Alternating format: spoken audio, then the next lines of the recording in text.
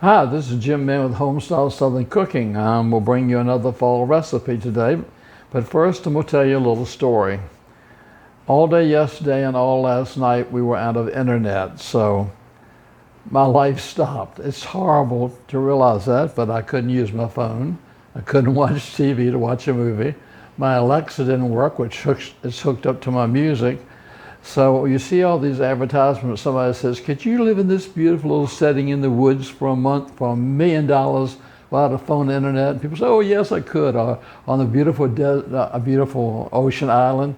Well, guess what? I'm not one of those people. I found out last night. I need my internet. So out of boredom, I said, let me get in the kitchen and cook. So I just said, let me see what I can come up with. And this is my original recipe. I went in the pantry and I happened to have a yellow cake mix. So I said, well, let me start with that. So I took my yellow cake mix and I just poured it into my mixer here. Then I was looking up there and I said, now what can I put in there? And I happened to see that I had a can of apple pie filling. So I said, what the heck? Let's put that in there too. So I put my apple pie filling in there. I thought this would be a good new recipe for fall.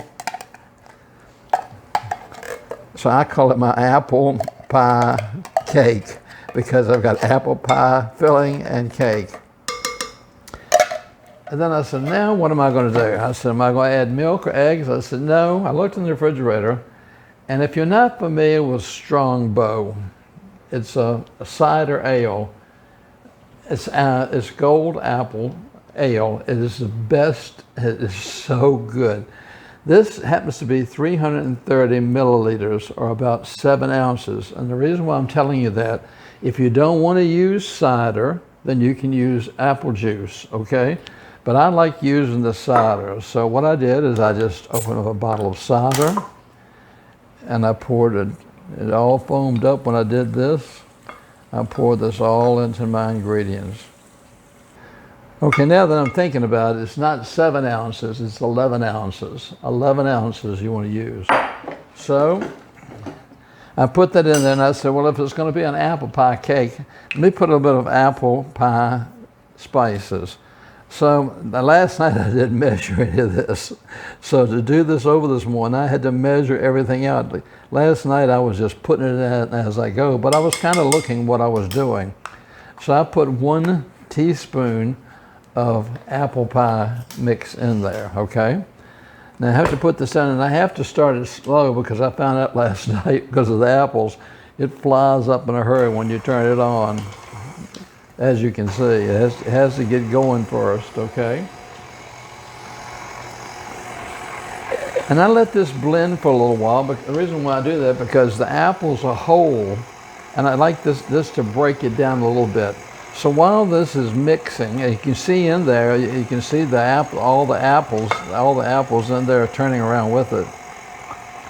While that is mixing, I just got a pan, I got a cake pan. Now you could do this in a bun pan too, I guess, want to. And I sprayed it. And I thought, you know, I better spray this pretty heavily because I don't know how this is going to turn out, whether the apples are going to stick or what's going to happen here. So I sprayed my pan pretty heavily. Then I turned it up just a little bit. And I just want to make sure that this is well incorporated with the ale, and the apples have broken a little bit, but I want some big hunks of apples in there. Okay, I'm going to stop it now. I'm going to take this out.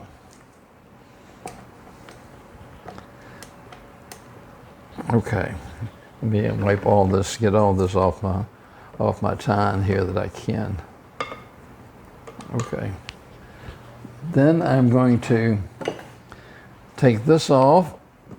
I can push this out of the way for a second. And as you can see in here, I've still got some big hunks of apples in here. But I'm going to scrape this down really good. And I'm going to put it right here in my pan. And you can see the apples going in here, big hunks of apples. So that's why I call it my apple pie cake, because I've got the big hunks of apple in here. like you'd have in a pie, but this really turns out to be a cake.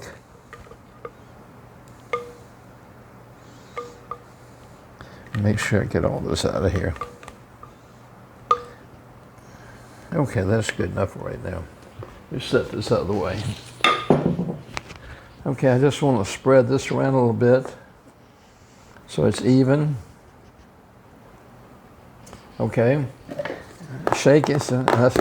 Okay, let's pop that in the oven.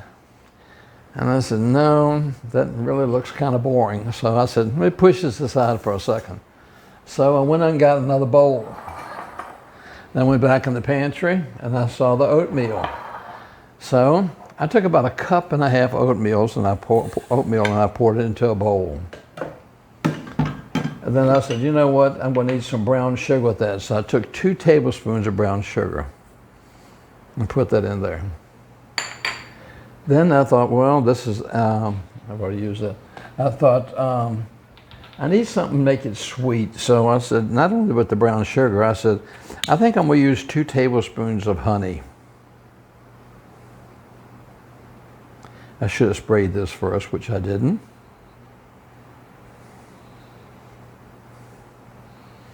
Okay, 2 tablespoons of honey in here.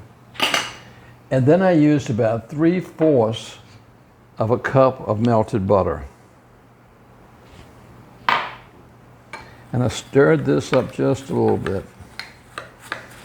Just barely start stirring it up. And then I took 1/2 cup of chopped pecans. I had 1/2 cup already chopped up in the refrigerator I was used for something else. And I said, you know what? I'm going to put it right in here. So I wanted to get all this covered really good with the honey, the brown sugar. I wanted it all to get really well covered and incorporate it so it's all has some brown sugar and honey on here. And if it looks like it's a little too dry, which just looks like a little bit dry, because I said last night I just did it as I went, you can add a little bit more honey. And that's going to be perfect.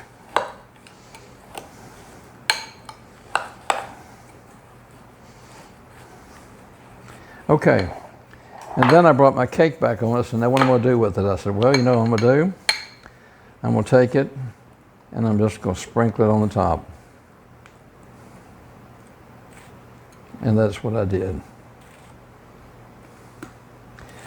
Now, like I said, this you won't find this in a recipe book. This is something that I came up out of boredom last night.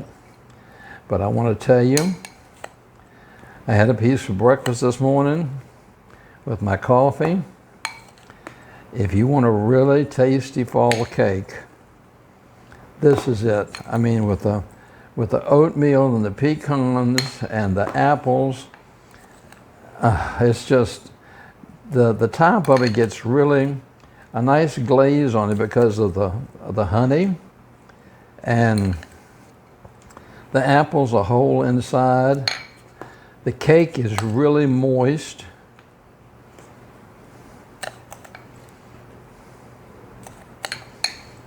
I think it's all I'm going to use right now, okay? Okay, now, there it is. So then I said, how am I going to bake it? So I put it in my oven for at 350 degrees, and I have to remember what I put it on. 350 degrees for about 30 minutes. So I'm going to put this in my oven now for 30 minutes.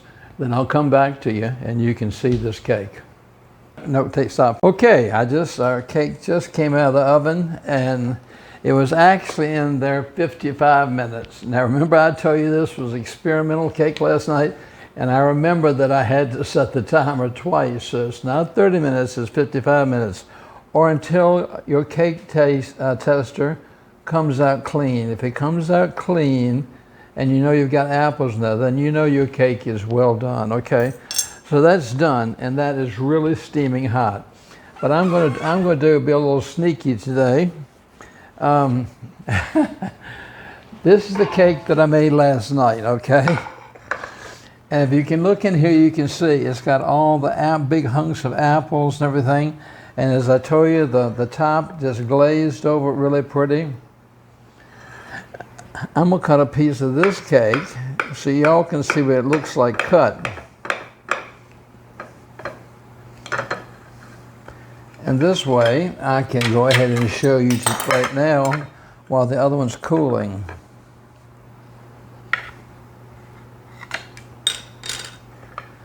But there is our cake.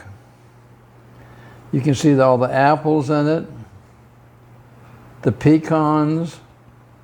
This has incredible flavor with the pecans, with the butter, with the oatmeal, with the apples. It is just absolutely delicious. And once it gets cold,